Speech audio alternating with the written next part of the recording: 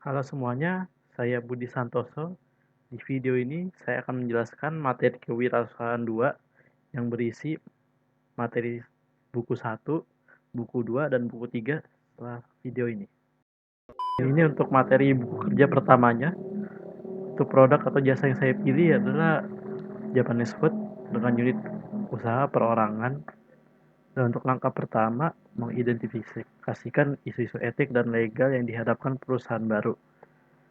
Membangun budaya etik yang mencakupi menerapkan program pelatihan etik, dan budaya etik yang kuat dapat mencakupi meningkatkan loyalitas pelanggan.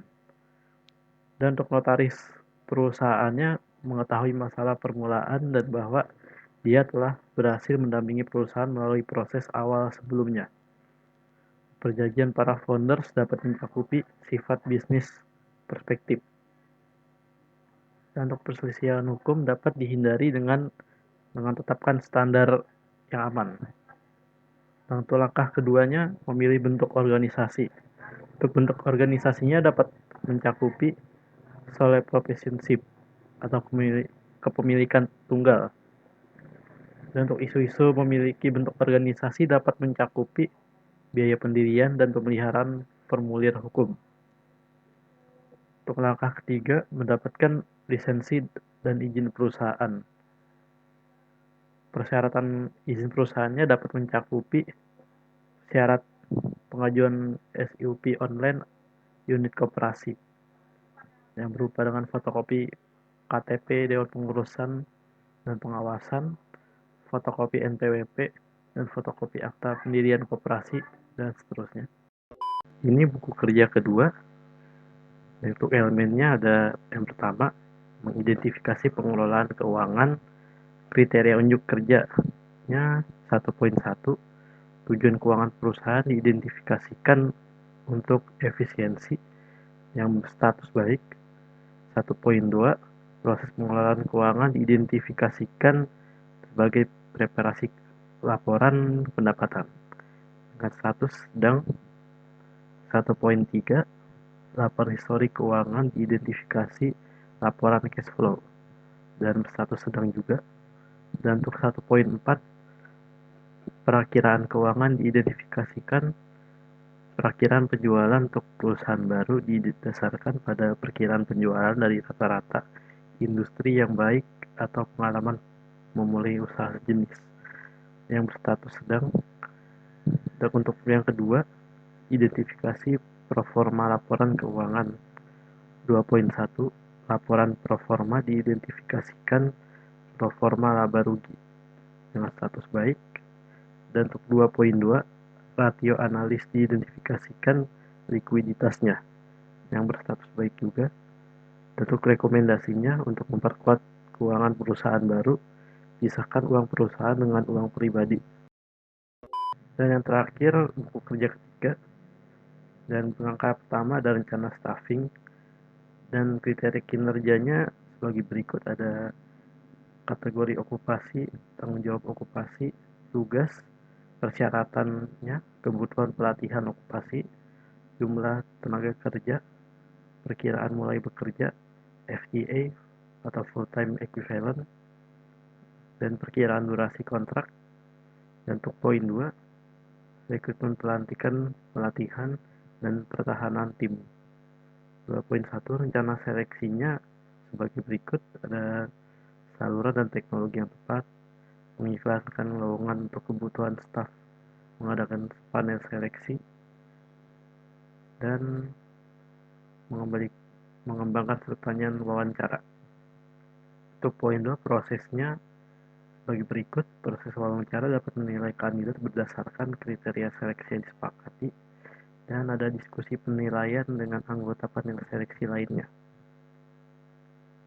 2.3, interelasi atau induksi anggota tim dilakukan untuk menyadari tanggung jawab dan persyaratan kinerja mereka segera mungkin dan mengambil kesempatan untuk melatih anggota tim yang tidak terbiasa dengan prosedur bisnis.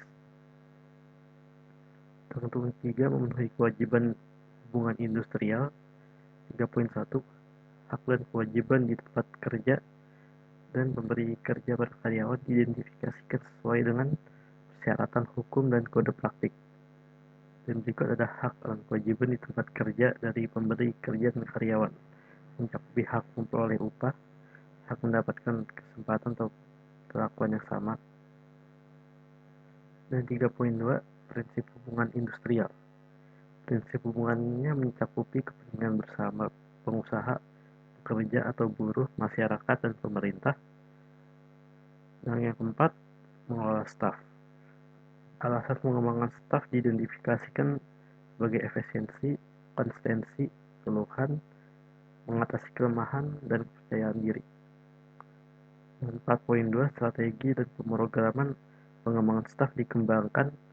Strategi pengembangan stafnya sebagai berikut: mengembangkan kesempatan pada saat karyawan untuk menyalurkan ide atau gagasan pribadi mereka. Dan untuk program pelatihan dilakukan sebagai berikut: pelatihan induksi, orientasi pekerjaan, dan evaluasi dilakukan terhadap strategi dan pemrograman pengembangan staf. Dievaluasi, identifikasi dan ibaratkan pemangku kepentingan utama dan jelas kegiatan dan tujuan pengembangan staf. Dan yang kelima, meninjau kinerja tim. Hasil kinerja tim disesuaikan dengan kinerja bisnis untuk mencapai tujuan dan sasaran yang ditentukan sebelumnya, dan kompetensi diidentifikasikan untuk meningkatkan pengetahuan, keterampilan, dan sikap. Tingkat pergantian staf diidentifikasikan sangat tinggi, sangat rendah, sekitar lebih dari 5%, 15%. Untuk perkelompokan tim diidentifikasikan dengan meningkatkan kinerja proyek secara keseluruhan, kelompok tim, kolaborasi, kerjasama, dan kompetensi kerjasama. Dan yang terakhir, berikut rencana staffingnya.